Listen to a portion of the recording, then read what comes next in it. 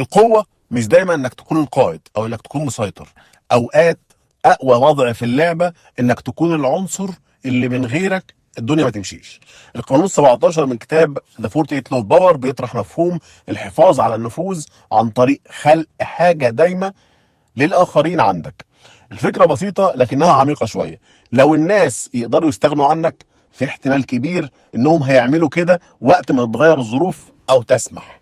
لكن لو وجودك اصبح جزء من نظامهم وجزء من نجاحهم وجزء من استقرارهم هم، ساعتها مكانك هيبقى صعب جدا يتغير. الاعتماد هنا مش لازم يكون في سلطة، ممكن يكون انك الشخص اللي بيوصل معلومة محدش عارف يوصلها، او اللي بيعرف يحل مشكلة بشكل فريد، او اللي دايما ليه مفتاح في موقف معين ويقدر يحله. الكتاب بيشرح انك لو خليت نفسك لا غنى عنك، الناس بنفسها هتحميك، لان في غيابك هم كمان هيخسروا. القانون ما بيقولكش استغل، ولا بيطلب منك تربط الناس بيك بطريقة مؤذية. هو بيعرض أداة بتستخدم في مجالات كتير: شغل، تفاوض، علاقات.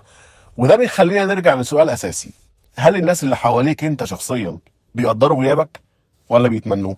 لو حسيت انك عايز تبني مكان ما يتلغيش بسهولة، تابع القانون اللي بعده، لان اللي هيكسر عزلتك ممكن يكون هو اللي بيقويك. سلام.